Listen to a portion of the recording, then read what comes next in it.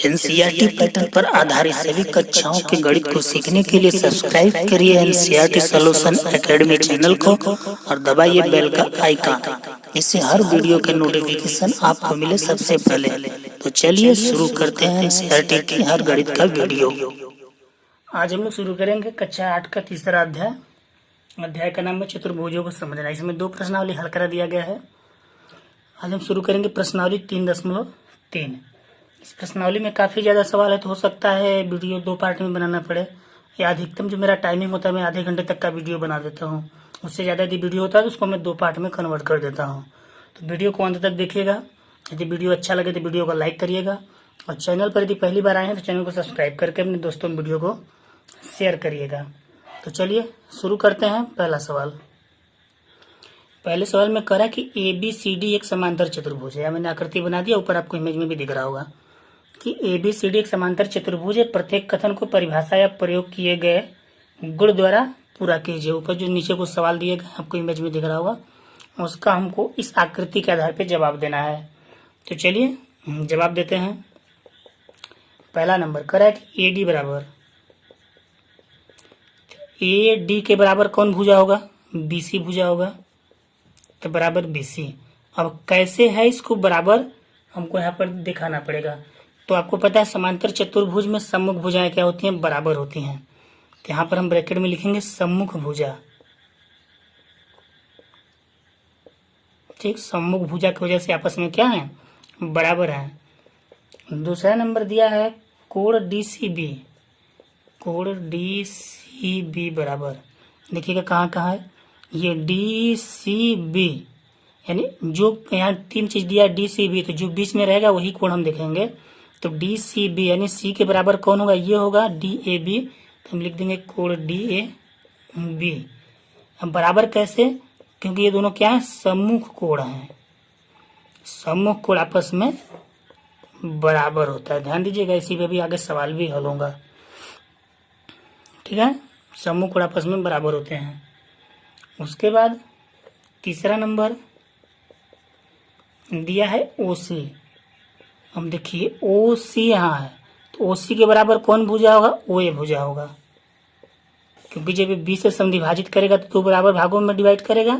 तो OC के बराबर OA। कैसे? हम लिखेंगे यहाँ पर ब्रैकेट में कि विकर्ण परस्पर क्या करते हैं? समद्विभाजित करते हैं। विकर्ण परस्पर समद्विभाजित करते हैं। ठीक है, अब चौथा नंबर क्या दिया है? यम कोण DAB। यम कोण DAB बराबर, सॉरी प्लस है, प्लस यम कोण CDA बराबर पूछ रहा है कि क्या होगा। तो देखिए यम कोण DAB कहाँ है? DAB ये कोण हो गया, और CDA यानी ये कोण दोनों का मान कितना होता है? 180 अंश होता है। तो हम ब्रैकेट में देख लेंगे संगत कोण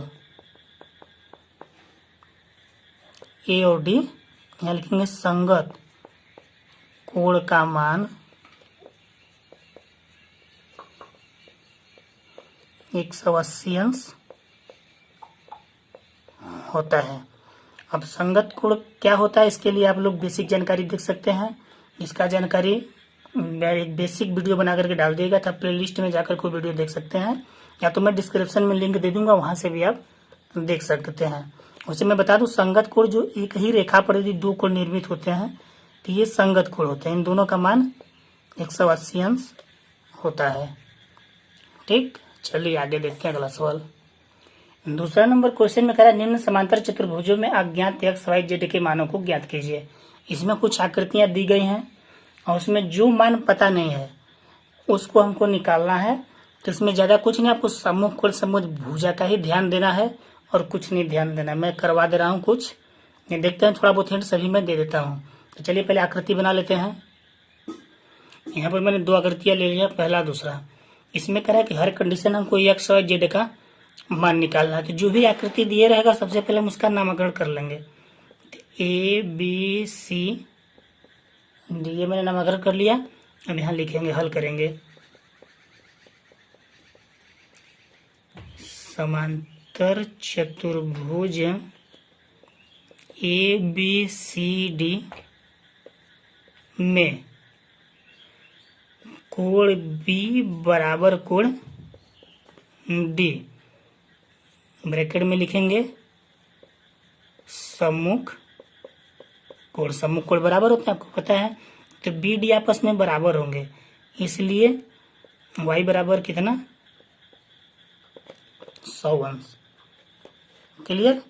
जब ये दोनों कोण बराबर हैं तो y का मान भी कितना हो जाएगा 100 अंश हो जाएगा। अब हमको पता है कि समांतर चतुर्भुज के चारों भुजाओं का जो योगफल होता है 360 अंश होता है। तो हम लिखेंगे कोण ए प्लस कोण बी प्लस कोण सी प्लस कोण डी बराबर 360 अंश ही होता है। यहाँ ए बी सी डी में कोण बी बराबर कोण डी और कोण ए बराबर कोण सी भी होगा। यहाँ मैंने लिखना भूल गया कि भी ये भी तो सम्मुख कोण है, तो यहाँ कामा देख के आगे बढ़ा देते हैं। कोण ए बराबर कोण सी मतलब जेड के बराबर एक्स, ये दोनों भी आपस में बराबर होंगे। अब हमको मान रखें, कोण ए का मान जेड है तो जेड किसके बराबर एक्स, तो हम एक्स रख लेते हैं। प्लस कोण बी का मान 100 और कोण सी का मान एक्स, कोण डी वाई है तो वाई का मान 100 बराबर कितना 360।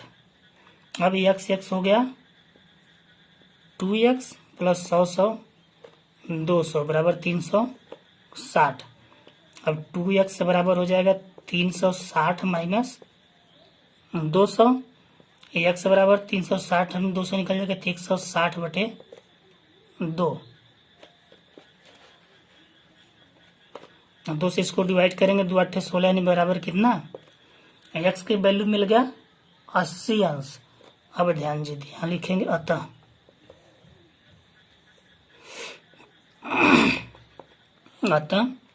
x बराबर 80, y बराबर हमने निकाला 100 और जो z है x के बराबर ही है तो z का मान भी कितना होगा 80 अंश। ठीक है। इस प्रकार से हमको प्रत्येक आकृति में देखना है। दूसरा नंबर देख लेते हैं। मान लेते हैं ये है, ये b है, ये c है, ये d है, कि बाह्य कोण है, इसको e मान लेते हैं। ठीक है। अब देखिए ये d वाला कोण इस कोण के बराबर होगा, यहाँ लिखेंगे। वही टोटल प्रोसेस वैसे ही करना है। समांतर चतुर्भुज ए बी सी डी में कोण ए डी सी बराबर किसके, ए बी सी के। कोण ए बी सी बराबर कितना 50 अंश, क्योंकि ये 50 अंश है तो ये भी कितना होगा 50 अंश होगा। ठीक। और जब ये 50 अंश होगा तो ये कोण और बाह्य कोण का योग 180 अंश होता है रैखिक युग्म से। यहाँ लिखेंगे चूंकि कोण ए बी सी, ये ए बी सी प्लस कोण सी बी ई बराबर 180 अंश कैसे रैखिक युग्म है। रैखिक युग्म का मान 180 अंश होता है। तो कोण ए बी सी का मान हमको यहाँ पर मिल गया कितना 50 अंश, तो ये हो जाएगा 50 प्लस कोण सी बी ई कितना था जेड था बराबर 180। जेड बराबर हो जाएगा 180 माइनस 50, तो 180 में से 50 निकल जाएगा तो कितना बचेगा 130 अंश। जेड का वैल्यू 130 अंश। अब हम लोग चतुर्भुज ए बी सी डी में चलेंगे। मैं पूरा हल नहीं कर पाऊंगा, आगे आप लोग हल कर ले, मैं बता दे रहा हूँ क्या करना है। जेड का वैल्यू यहाँ से निकल गया और एक्स वाई दोनों बराबर हैं, इतना बराबर 50 अंश कामा एक्स बराबर वाई। एक स्टेप और इसमें दिखा लेंगे। अब कोण ए प्लस कोण बी, तो बाहर का जेड था, जेड का मान हमने निकाल दिया। अब अंदर चतुर्भुज में चलना है। कोण सी प्लस कोण डी बराबर कितना, चारों कोणों का मान 360 अंश होता है। अब देखिए कोण ए का मान x, कोण बी का मान यहाँ हमने निकाला था 50, यहाँ है ना बी, कोण बी सी 50 अंश, 50 अंश क्योंकि ये 50 है तो ये भी 50 होगा। कोण सी वाई है जो x के बराबर है तो हम x ही रखेंगे क्योंकि x y दोनों बराबर है तो x रख लेते हैं, प्लस कोण डी 50। x इसलिए रख रहे हैं कि एक राशि होगा तो x का वैल्यू आराम से निकल जाएगा। यदि x y हम कर देंगे तो समीकरण बना लेगा, फिर कोई मतलब नहीं निकलेगा। बराबर 360। अब इसके आगे आप लोग हल करके x का वैल्यू निकालेंगे, जो x का वैल्यू आएगा और x y दोनों का होगा, z का हमने यहाँ पर ऑलरेडी निकाल दिया है। हल कर लेंगे तो 2x बराबर हो जाएगा 360 माइनस 50 50 100। ठीक, ज़्यादा नहीं है अपने पास इसलिए मैं बता दे रहा हूँ। अब x बराबर क्या हो जाएगा, 360 में 100 निकल जाएगा, बचेगा 260। अब बटे में यहाँ क्या है, 2 से काटेंगे तो 130 बार में कट जाएगा। तो x की वैल्यू 130, वही y की वैल्यू हो जाएगी क्योंकि x और y दोनों बराबर हैं, समूह बराबर होते हैं। तो y की वैल्यू 130 है, z की वैल्यू हमने यहाँ पर निकाला 130 अंश, z की वैल्यू भी आ रही है। तो तीनों वैल्यू कितना निकल गया, 130 अंश। ठीक, इसी प्रकार से इसमें और भी सवाल हैं तो मैं पूरा हल नहीं करूँगा, बता दूंगा कैसे हल करना है। ठीक है, क्योंकि वीडियो काफ़ी लंबा हो जाएगा। चलिए आगे आकृति देख लेते हैं। इस सवाल नंबर दूसरे में 3 आकृतियाँ और हैं तो इसको मैं हल नहीं करूँगा, बस बता दूंगा करना कैसे, आप लोग हल कर लेंगे। ठीक है, इसमें देखिए x y z का वैल्यू निकालना है। यहाँ एक वैल्यू 23 अंश दिया है तो ये समचतुर्भुज है। समचतुर्भुज समांतर एक प्रकार से वो भी होता है। तो आप यहाँ पर देख रहे हैं एक लंब बना रहा है, लंब जहाँ बनाता है वहाँ कोण कितना मिलता है, 90 अंश मिलता है। तो इसका हम नाम दे देते हैं पहले ए बी सी डी और ये बिंदु ओ। तो सी ओ बी यहाँ लिखेंगे त्रिभुज सी ओ बी में कोण ओ है जो बराबर है कोण एक्स के, जिसका मान 90 अंश। एक्स की वैल्यू निकल गई। कोण ओ जो है एक्स है और समकोण बना रहे थे, एक्स का वैल्यू 90 अंश। अब एक 90 अंश हो गया और ये 30 अंश हो गया। 30 त्रिभुज में हम ये मान निकाल लेते हैं क्योंकि त्रिभुज का तीनों कोणों का योगफल 180 अंश होता है। तो हो जाएगा x की वैल्यू है 90 प्लस y प्लस 30 बराबर 180 अंश। ये 30 और x 90, तो y का वैल्यू यहाँ से निकलेगा तो 9 3 12, y बराबर हो जाएगा 180 माइनस 120। घटा लेंगे 180 में से 120 तो y की वैल्यू कितना मिल गया, 60 अंश। x 90 अंश और y 60 अंश। अब y 60 अंश है तो z भी कितना होगा, 60 अंश होगा। कैसे, देखिए हम बता रहे हैं।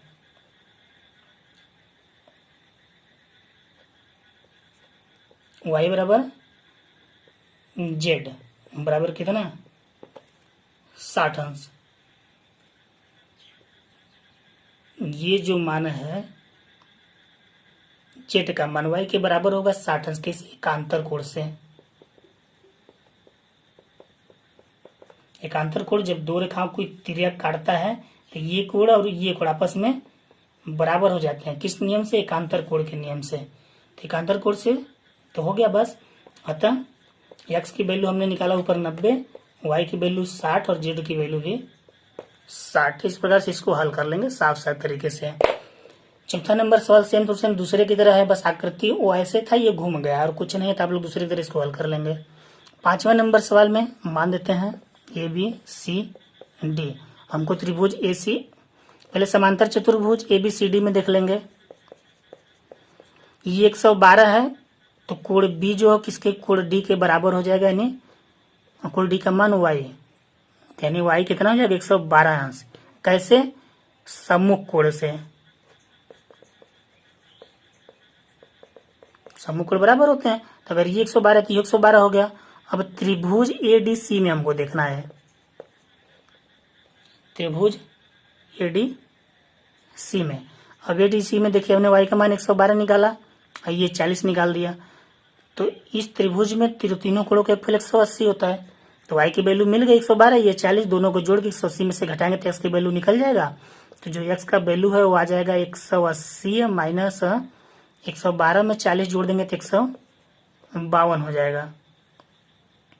अब 180 में से 152 निकाल देंगे तो हो जाएगा ये 10 में से 2 गया 8, 7 में से 5 गया 2। एक्स की वैल्यू कितना 28 अंश निकलेगा। अब यहाँ पर जेड भी है नीचे, जब ये एक्स 28 है तो जेड भी कितना होगा 28 होगा। यहाँ लिखेंगे एक्स बराबर जेड बराबर 28 अंश, वही एकांतर कोण से।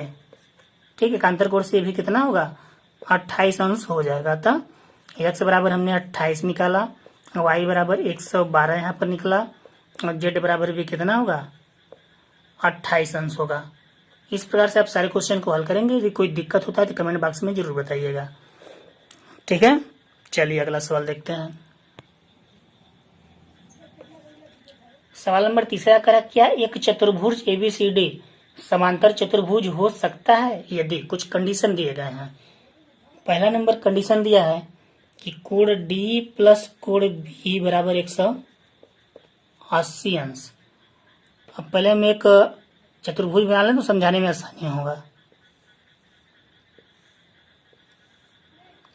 ये मैंने एक चतुर्भुज बना लिया ABCD।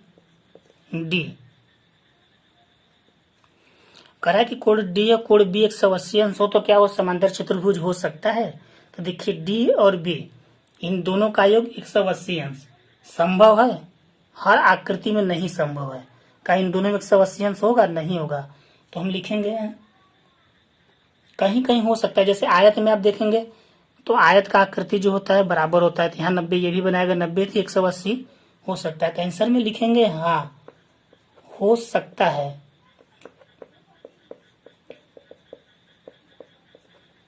हाँ हो सकता है, परंतु आवश्यक नहीं है।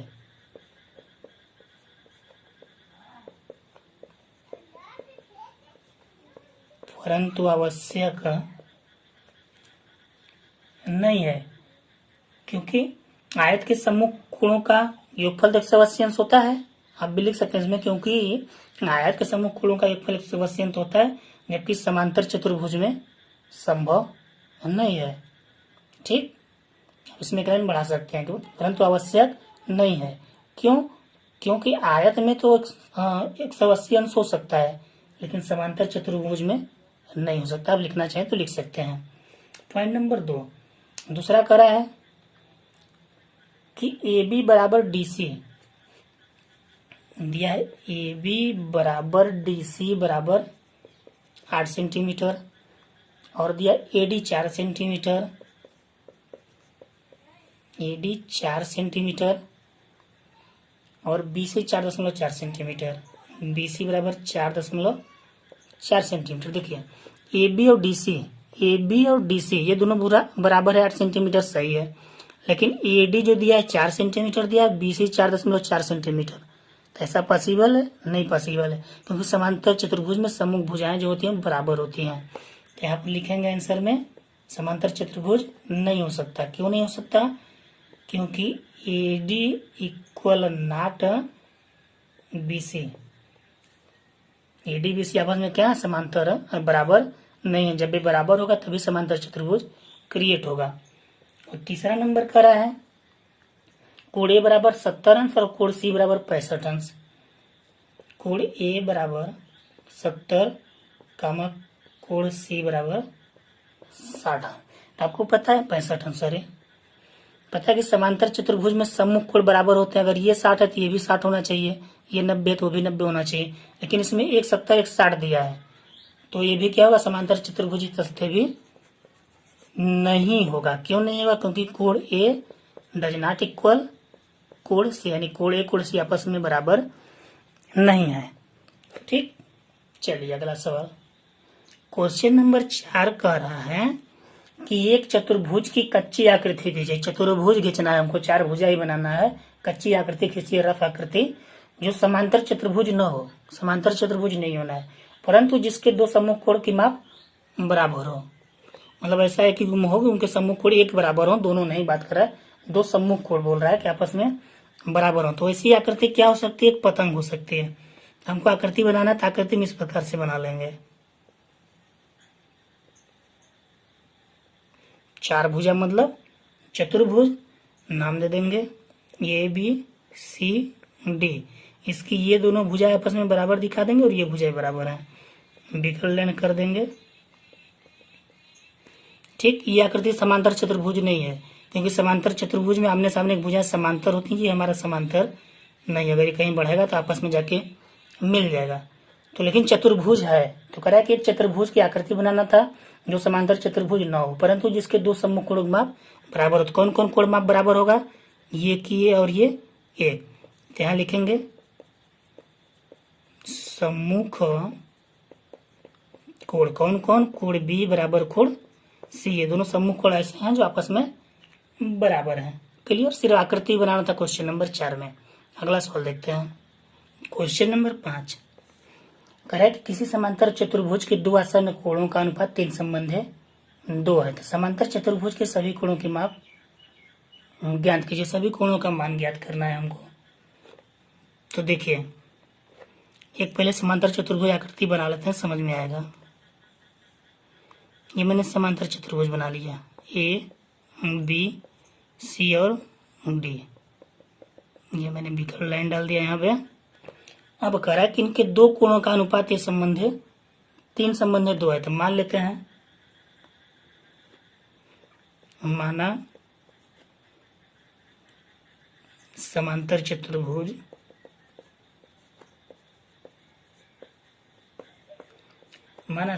चतुर्भुज ए बी सी डी में 2 आसन्न कोण, कोई भी 2 कोण ले लेते हैं आसन्न जो एक भुजा पर हो। तो कोण ए और कोण बी है तथा अनुपात मान लेते हैं x है, अनुपात बराबर x। तो कितने का अनुपात था? 3 संबंध है 2 का था। तो कोण ए बराबर हो जाएगा 3x, तो कोण बी बराबर 2x। ये 3x और ये 2x। अगर ये 3x है तो ये भी 3x होगा, क्योंकि सम्मुख कोण बराबर होगा। और ये 2x है तो ये भी 2x होगा। अब इसी को हमको हल करना है। अब कोण ए प्लस कोण बी बराबर 180 अंश। ब्रैकेट में लिखेंगे आसन्न कोणों का योगफल। आसन्न संगत बातें की है। आसन्न कोण का योगफल, सॉरी आसन्न कोण 180 अंश होता है। ठीक है, तो ए का मान है 3x और ये 2x बराबर 180 अंश। तो 3 2 हो गया 5x बराबर 180 अंश। अब x बराबर हो जाएगा 180/5। 5 से डिवाइड करेंगे तो 5 15 5 छक्के 30, यानी x की वैल्यू कितना आ गया? 36 अंश। x की वैल्यू जब 36 अंश है तब कोण ए बराबर कितना था? 3x था। तो 3 गुणित x की वैल्यू 36 बराबर कितना? 3 18 3 3 9 1 10 108 अंश। अब कोण बी बराबर कितना था? 2x। तो 2 गुणित x की वैल्यू में रखेंगे 36 दूना 72 अंश। ये 2 कोणों का हो गया। क्वेश्चन कह रहा है सभी कोणों की माप ज्ञात कीजिए। तो जो कोण ए होगा कोण सी के बराबर होगा। तो कोण सी की वैल्यू भी 108 अंश ही होगा। ठीक, और कोण डी जो होगा वो बी के बराबर होगा। तो डी की वैल्यू 72 अंश। ये चारों अंश कोण का मान निकल गया यहाँ पे। ठीक है, चलिए आगे देखते हैं। 6वां नंबर क्वेश्चन 5वें की तरह है, ज्यादा डिफरेंस नहीं है।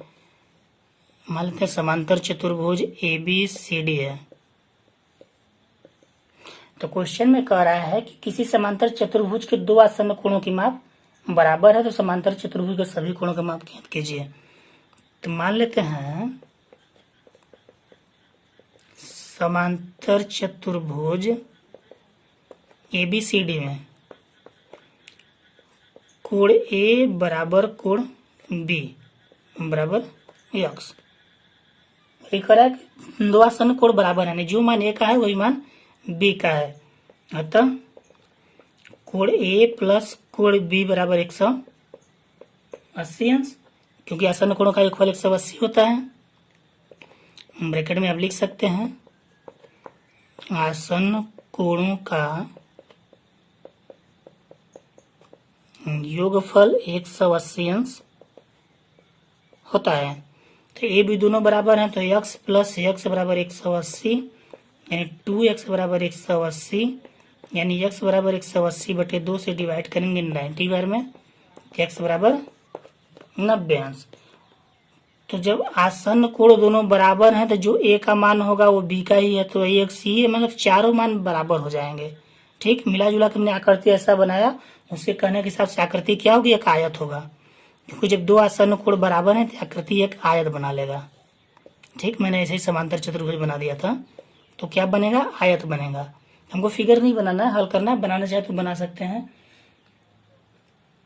क्योंकि जब दो आसन्न कोण आपस में बराबर होंगे तो क्या होगा, एक आयत ही होगा।